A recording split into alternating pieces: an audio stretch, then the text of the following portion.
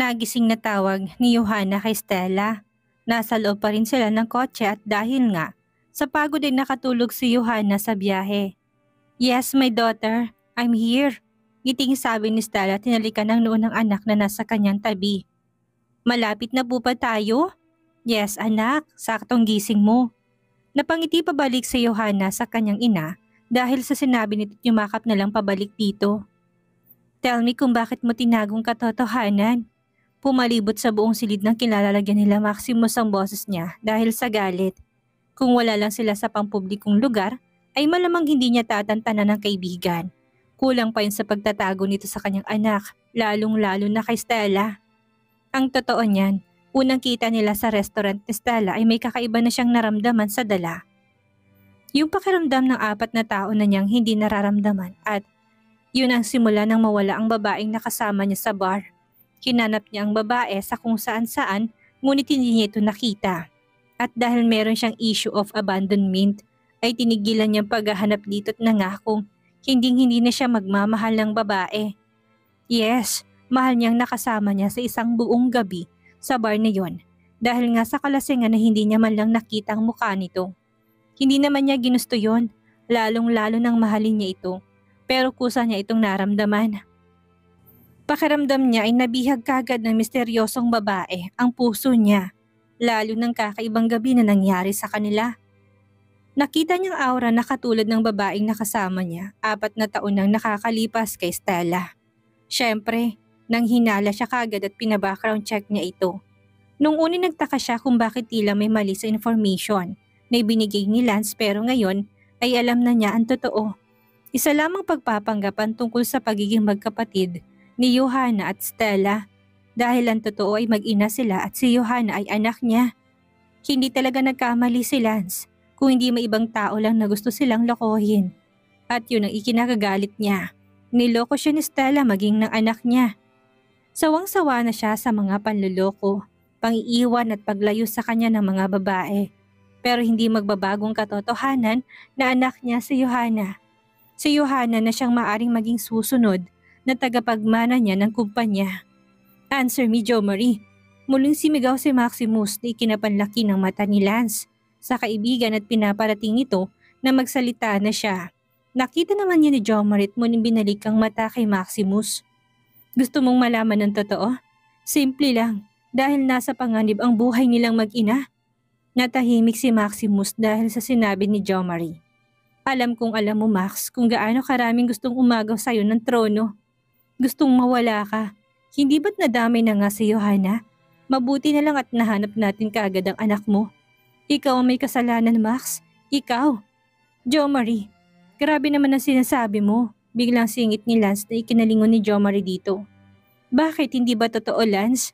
Hindi ba alam din nating pareho ang dahilan kung bakit umalis si Ate Arabella ng gabing iyon at napahamak?" "Jo Marie, ano ba?" Gulat na sabi ni Lance lalo na't binanggit nitong pangalan ng kapatid ni Maximus. Napakunot ang noo ni Jo Marie dahil doon at tumayo.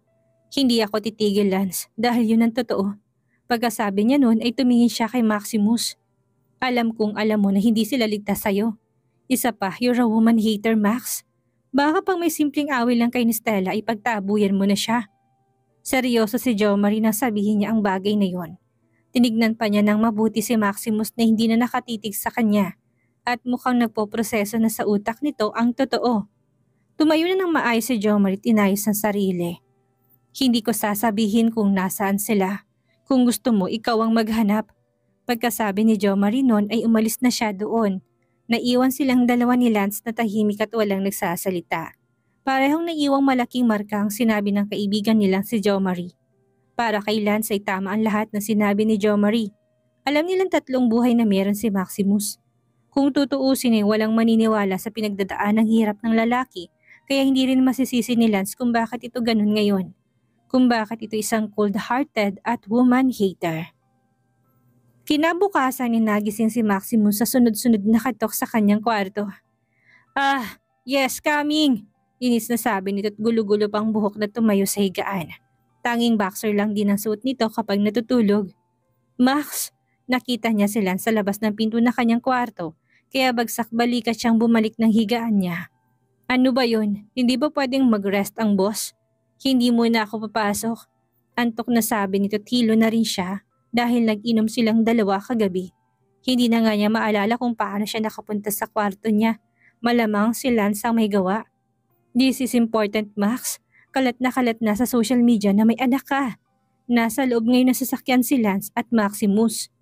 Nang malaman itong tungkol sa kumakalat na balitay, agad na nawala ang lasing niya. Nagpahintay siya kay Lance sa labas dahil meron silang pupuntahan. Saan ba tayo pupunta, Max? Tanong ni Lance habang nagmamaneho at si Maximus naman ay busy sa kakalikot ng cellphone niya. Sa private jet ko. Pupunta tayo na Canada. Nandun si Nadine, ang girlfriend ni Jo Marie na alam kong close ni Stella. Alam kong doon na sila pupunta. Sigurado ka bang tama tong dinadaanan natin, Max? Kunot noong tanong ni Lance na nagmamaneho papunta sa daan at tinuturo ni Maximus. Kahit na pareho pa silang merong jet lag, sa mahabang biyahe papunta sa Canada ay dumiretso na kaagad sila kung nasaan sila Stella. Walang pakialam si Maximus bastang makita niya lang si Johanna ay ayos na siya. I'm sure, basta dumiretso ka lang. Seryosong sagot nito. Wala kasing ginawang research si Lance tungkol kay Nadine, kaya hindi niya alam. Sa bagay, nakakapunta na si Maximus noon kasama si Jo Marie. Papunta sa girlfriend nito pero siya hindi. Busy kasi ito kakaasikaso sa negosyo ni Maximus. Stop, nandito na tayo. Inihinto ni Lance ang kotse sa isang tabi at dali-dali namang bumaba si Maximus kaya sumunod din kaagad si Lance. Hindi man lang ako hinintay. Sandali, Max! Tawag niya sa kaibigan dahil sa gate kaagad ito dumiretso at nag-doorbell. Baka kalimutan mo na may kasama ka, Max. Pagpapaalala ni Lance ngunit hindi siya pinansin ni Maximus. Maya-maya pa'y meron nagbukas ng maliit na gate at sumalubong sa kanilang isang matandang babae na nasa edad na 60. What do you need, boys? Ngiting tanong ng matanda at sa paraan pa lang nito ng pagsasalita ay agad na kumpirma ng dalawang Filipina to. Bukod sa unang tingin pa lang ay parehong Filipinong pumasok sa isip nila, ang accent din nito ay Pilipinong-Pilipino. Where is Miss Nadine Thompson? Tell her that I am here. My name is Maximus Goldman. Nagtakang matanda dahil sa sinabi ni Maximus ngunit tumangulang din ito. Okay, wait here. Sabi nito at muling sinara ang pinto. Naghintay silang dalawa sa gate ngunit 2 minuto nang lumipas ay wala pa rin ang matanda. Kaya sa pagkainip ni Maximus ay sinubukan niyang buksan ng gate. Laking gulat niya na bukas ito at dahil tumunog ang pagkabukas ng gate ay napatingin si Lance sa kanya. Magtatanong pa lang sana ito nang bigla na lamang pumasok si Maximus na ikinalaki ng mata nito. Hoy Max! Gulat na tawag niya dito pero tuloy-tuloy lang ang kaibigan. Si Maximus naman ay walang pakialam at mabilis na naglakad papasok sa loob. Nakasalubong pa niya ang matandang babae na nagulat din at nilampasan niya lang ito. Sir, you are not allowed to enter here. Sir, tawag nito kay Maximus ngunit hindi siya nito pinansin. Max, sandali. Trespassing tong ginagawa mo. Dahil sa sigaw ni Lance ay doon napagtanto ng matandang Filipino ang dalawa. Hindi siya makapaniwala dahil mukhang mga taga-ibang bansa din ang mga ito. Pero napailing siya tagad-hinabol ang mga to. Mga sir, sandali! Nakapasok si Maximus sa loob ng malaking bahay nila Nadine. Inilibot niyang mata sa loob at saktong naabutan niya si Nadine na paakyat ng hagdan. Nadine! Pumalibot sa buong bahay ang boses ni Maximus na kagad ikinatigil ni Nadine at napalingon dito. Max? Gulat na banggit niya sa pangalan nito. Mabilis na naglakad si Max palapit kay Nadine na ikinaatras ng babae. Max, sandali paano ka nakapasok? Tanong nito na halatang kinakabahan ngunit hindi yun pinansin ni Max. At tuloy-tuloy lang siya. Dumating sila sa loob at si Maximus kagad ang hunang hinanap ng mata niya. Max, tumigil ka na! At sabay takbo niyang pahabol dito. Nang makalapit din si Maximus kay Nadine na hinawakan itong magkabilang balikat nito. Where is Stella and Johanna? Nagulat si Nadine dahil sa tanong ng lalaki. Ha? Huwag mong itago si Nadine. Alam ko nang si Johanna ay anak ko. Malamang ay alam mo rin ang totoo and yet tinago niyo sa akin ang lahat ng totoo. Hindi nakasagot kaagad si Nadine dahil sa sinabing yun ni Maximus. Sa ilang beses na niya itong nakakasama dahil sa nobyo hindi niya ni minsan nakita ng emosyon ng lalaki. Pero ngayon nakitang-kita niya ito sa mata niya. Oo, wala. Wala dito si Stella. Maximus, bitawan mo siya. Sakto naman nadating ni Lance at nilayo niya ang kaibigan dito. Anong wala? Wag mo nga akong lokohin pa na din. Ilabas niya si Stella. Sinabing wala sila dito, Max. May hirap bang intindihin yun? Natigilan sila sa sigaw ni Nadine ngunit si Maximus ay napailing. Kita ni Lance na seryoso si Nadine sa sinasabi niya kaya mukhang nagsasabi ito ng totoo. Hihingi na sana siya ng tawad dito nang biglang tumakbo pa atras si Maximus. Max, saan ka pupunta? Bulat na tanong ni Lance. Hahanapin ko sila dito. Ikaw dyan sa baba. Dahil sa sinabi ni Max ay napatingin tuloy siya kay Nadine na tila humihingi ng tawad. I'm sorry but I have to do this. At agad siyang tumakbo para maglibot sa paligid. Anak, sino ba sila? Dating nasabi ng nani ni Nadine na siyang nagpalaki sa kanya't nagturo ng salitang Filipino. Kaibigan namin sila, Nay. Hayaan lang natin sila. Wala naman silang makikitang Stella at Johanna dito. Mabuti na lang at walang magulang ni Nadine doon ngayon at nagbakasyon kaya hindi magtataka mga to. Kung ganon, anong kailangan nila kila Stella at Johanna? Napatingin si Nadine sa nani niya ng seryoso. Nagdalawang isip pa siya kung sasabihin niya ang totoo, ngunit sa huli na pag siyang magsabi ng totoo. Yung lalaking matangkad, Nay, siyang ama ni Johanna. Nagulat ang matanda dahil doon, sakto na dating ang dalawa at wala silang nakita sa buong bahay. Wala sila sa ibaba, Max. Sa taas ba? Sabi ni Lance ngunit hindi sumagot si Max sa tinignan si Nadine. Nasaan ang mag-ina ko? Nasaan sila? Sigaw nito ni kinataas ng kilay ni Nadine. Sabi nang hindi ko alam.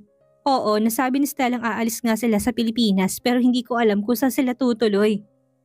Kung ayaw niyo maniwala, bahala kayo. Maghalughog kayo sa bahay. Iiwan ko na kayo kay nanay. Inis na sabi ni Nadine at tumingin sa nani niya. Nay, ikaw na pong bahala sa kanila. Samantala, marami salamat Cynthia. Hindi ko alam ang gagawin ko kung wala ka. Iting sabi ni Stella sa kausap sa Skype gamit ang cellphone niya ang secretary. Pinagbilinan niya ito at i-update na rin si Cynthia tungkol sa nangyayari sa kumpanya nila. Walang anuman Mrs. Stella, malakas ka sa akin eh. Natawa sila pareho dahil doon at sabay na natawa. Maya may binabana niya ang tawag at pumasok sa loob. Naabutan niyang anak na si Johanna na nagdo-drawing gamit ang nakikita nito online. Napangiti siya dahil mukha na naman din ng anak niya ang kanyang talent. Pupunta na sana siya sa anak nang tumunog ang cellphone niya at tanda na may nag-text. Binasa niya yun at napangisi siya. Sinasabi ko na nga bang pupunta ka dyan, Maximus. Well, hindi mo kami makikita. Sabi nito sa sarili at naglakad na papunta sa anak. Where is Stella? Napaangat ng tingin si Cynthia na may magsalita at napakunot ang noo niya kung sino yon, ang ex ng amo niya. Sir Elliot, bakit kinandito? Wala na dito si Mrs. Stella, umalis na sila ng bansa. Nagulat si Elliot dahil sa sinabi ni Cynthia. Kaya naman pala nito ang kaso laban sa kanya. Kung ganun, nasan siya? Napailing si Cynthia dahil doon. I need to know where she is dahil alam ko na kung sinong totoong nagnakaw sa kumpanya niya. Natigilan si Cynthia dahil doon. Nagulat ka ba o natakot? Oh, alam ko takot ka dahil alam ko na ngayon ang sikreto mo, Cynthia. Hindi ko alam ang sinasabi niyo. Nagpalagatok ng dila si Elliot dahil sa sinabi ni Cynthia.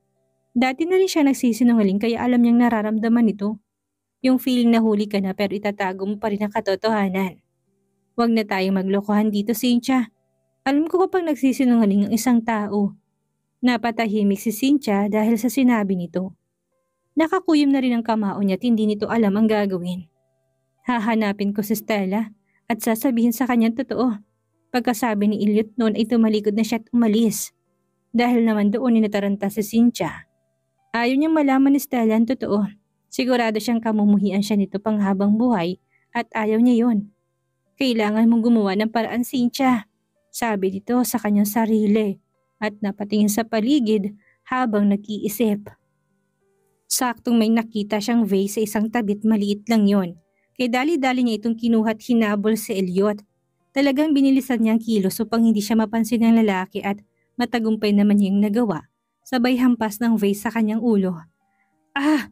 Nagulat si Elliot dahil sa nangyari at kagad na pumalibot ang sakit sa kanyang ulo na siyang kinawalan niya ng malay. Napatingin sa paligid si Cynthia upang tignan kung may nakakita ba sa kanya at nang walay dali-dali niyang hinila si Elliot papaalis doon. Nagising si Elliot na nakatali sa isang upuan. Napadaing pa siya na makaramdam na sakit sa kanyang ulo at Pakiramdam niya namamagayon. Bigla niyang naalalang nangyari at alam niyang si Cynthia ang may gawa nito. Cynthia, pakawalan mo ko dito! Sigaw niya ngunit nag-echo lang ang boses niya sa buong paligid. Abandonado ng lugar na yon, kung kaya rinig na rinig ang sigaw niya, ngunit kahit anino si Cynthia ay wala. Tingin nga niya wala siyang kasama doon dahil sa sobrang tahimik ng paligid. Tanging ilaw sa kanyang upuan ang meron kung kaya hindi niya matanaw ang paligid.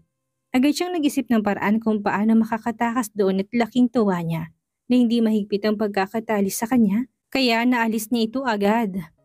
Ungol niya ng kanyang ulo kagad ang kinapa niya tama nga siya. Natuyo ng dugo sa kanyang ulo. Napatingin siya sa sahig na may mapansin siya at nakita niya doon ang kanyang cellphone kaya dali-dali niya itong kinuha at binuksan. Dahil walang ilaw sa paligid ay yun ang ginamit niya. Cynthia, nasaan ka? Harapin mo ko. Hindi natatakot si Elliot sa babae lalo na't ramdam niya na mahinang babae lang ito. Sa pag-iikot-ikot niya ay muntik na siyang madapa nang meron siyang masagit pagtingin niya. Sa kanyang paanan ay nakita niya isang medical kit na merong sulat sa ibabaw. Agad naman niya itong kinuha at binasa.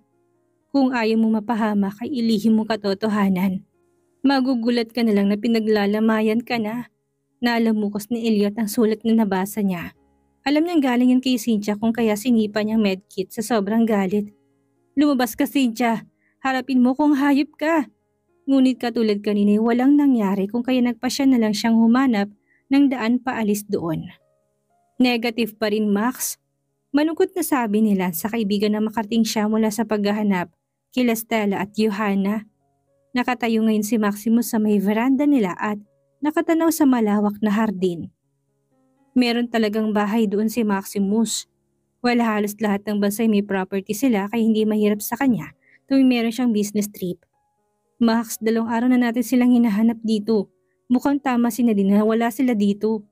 Hindi ako papayag. Biglang sagot ni Maximus na ikinataka ni Lance. Paano hindi ka papayag? Dahil sa tanong ni Lance ay lumingon sa kanya si Maximus. Hindi ako papayag na hindi ko na naman sila makita. Hindi ako papayag na mawala na naman sila. Natahimik si Lance dahil doon. Ngayon sigurado na siya kung bakit gano'n na lang ang atensyon na ibinibigay ni Maximus kay Stella. Yun ay dahil sa katotohanan na si Stella ang babaeng naka one night stand nito at kinahumalingan at kinabaliwan nito. Ngayon na nakita na niya muli ang babae at nalaman na meron pa silang anak, ay talagang hindi na ito papakawalan ng kaibigan niya. Well, para sa kanya'y tama lang yun. Ngunit pumapasok pa rin sa isip niyang sinabi ni Jo Marie. Dahil tama to. Masyadong komplikado.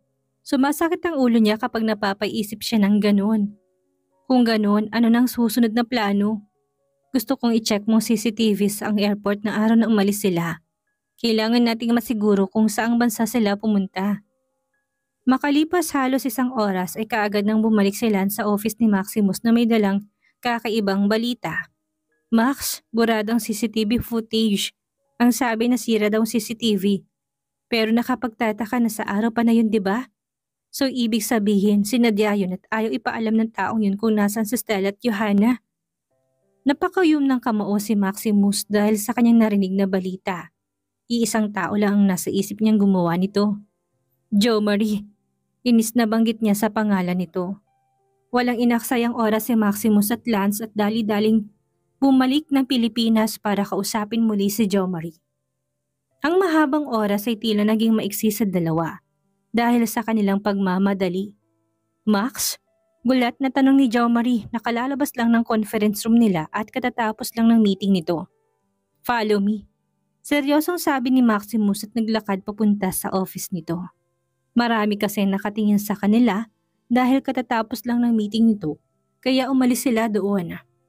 Napalunok naman si Jo Marie dahil alam niyang seryosong kaibigan ngunit wala siyang magagawa kung hindi ang sumunod dito.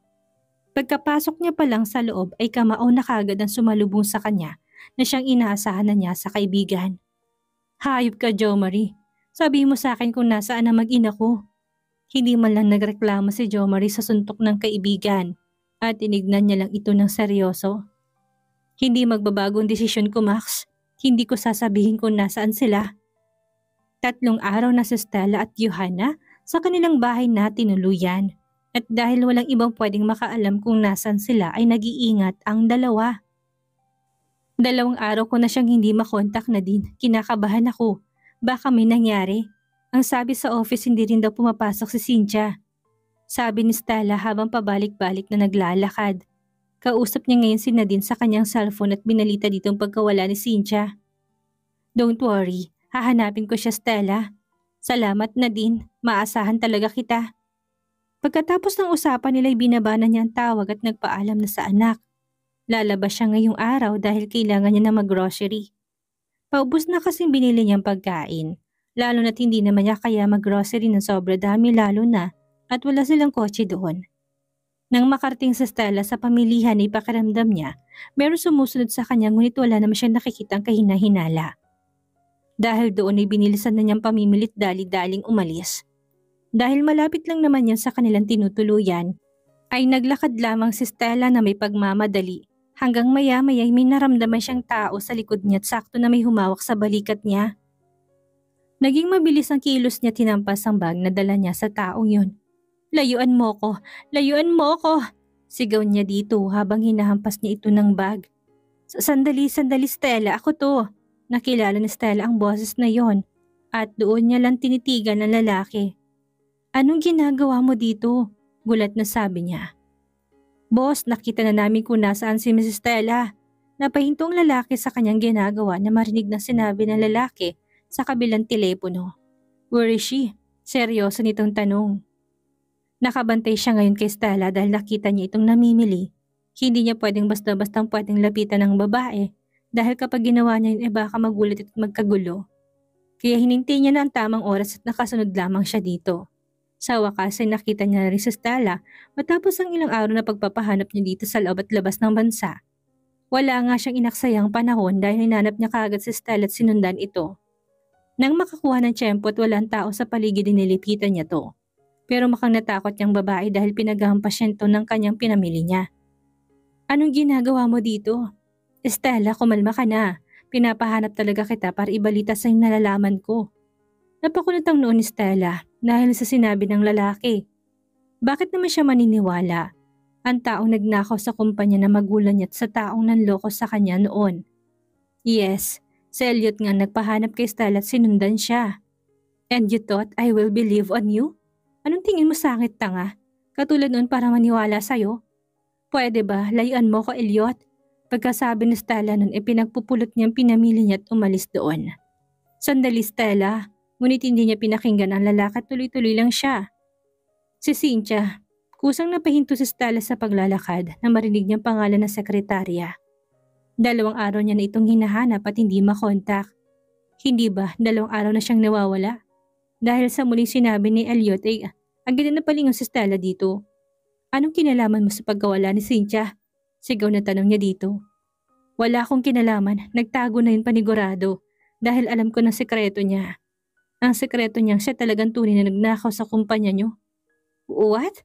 Hindi makapaniwalang tanong ni Stella at pakiramdam niya nangihina ang kanyang tuhod. Kilala mo ko, Stella? Sobrang close namin ng family mo. Tingin mo magagawa ko yun sa kanila? Mahal ko sila katulad mo, Stella. At hindi ko rin matanggap na wala na sila.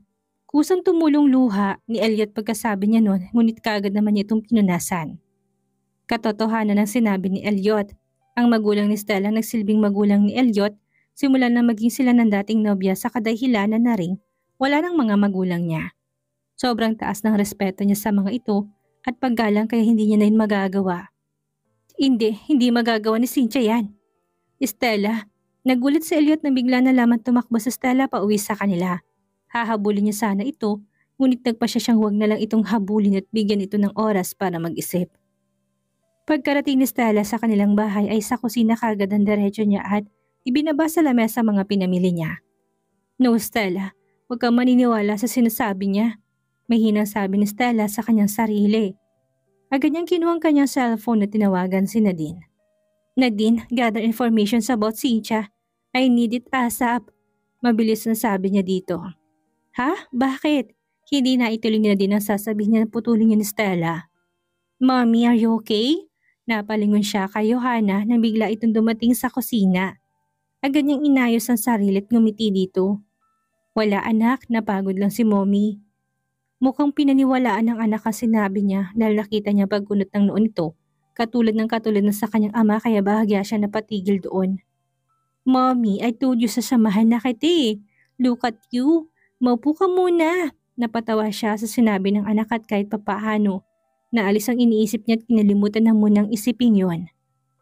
Just tell me the truth na din. May inis na sabi ni Stella na pinapahaba pa ni Nadine ang sinasabi nito. Tila ayaw niya makarating sa patutunguhan dahil sa mga segue niya. Napabuntong hininga si Nadine. Sa kabilang linya tumango na tila nakikita ang kausap. Siya ang nagnakaw sa kumpanya niyo. I'm sorry, Stella. Ngayon naintindihan ko na kung bakit mo siya pinapa-background check. Dahil sa narinig ay kusang nanghinang tuhod ni Stella at napaupo sa sahig. Napatay na rin yung tawag kasabay na pagtulo ng luha niya. Bumalik sa kanya lahat ng alaalang nakilala at nakasama niya si Cynthia. Ramdam niyang pagkatotoo ng babae kaya nga napalapit din siya kagad dito. At dahil naniniwala siya dito ay naniwala din siya kagad. So sinabi nitong si Elliot ang nagnanakaw sa kumpanya nila at siya ang pinagasikaso niya ng kasong pinataw niya dito. Kaya naman pala, kaya hindi nalaman na siya ang tunay na may sala, ay pinlano niyang lahat at si Elliot ang idiniin.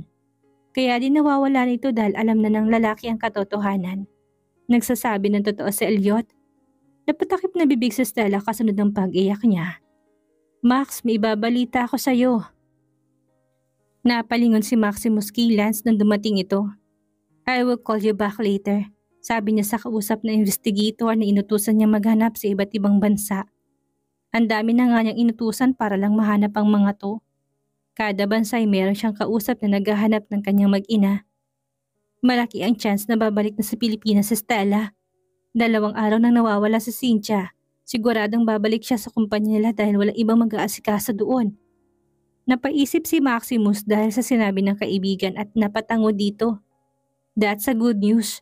Ipahinto mo ng mga investigators natin. Pero nagtataka ako, paanong nawawala si Cynthia? Yun nga din ang pinagtataka ko. Napatango si Maximus dahil doon pero hindi na lang yun pinansin. Sa wakas ay makikita niya na rin sa Stella at Johanna. Makakasama na rin niya ang dalawa. Pinaasikaso kaagad ni Maximus ang pag-aabang kay Stella. Pero kasabay nun ang pagkaalam nila ng katotohanang nasa Pilipinas pa lang talaga sila dahil meron nakakita dito kasama si Elliot, ang ex-boyfriend ni Stella. Max, kumalma ka. Bigyan nila sa kaibigan. Nang magwala ito sa office niya. No, pupuntahan natin ngayon din mismo si Stella at ang anak ko. Hindi ako papayag na agawin sila sa akin ni Elliot. Anong gagawin ni Stella ngayong alam na niyang si Cynthia ang taong nagnakaw sa kumpanya ng pamilya niya? Ngayong alam na ni Max ang kinaroroonan na mag-ina niya, anong gagawin niya sakaling makaharap niya ang dalawa? Yan ang ating aalamin sa susunod nating kabanata.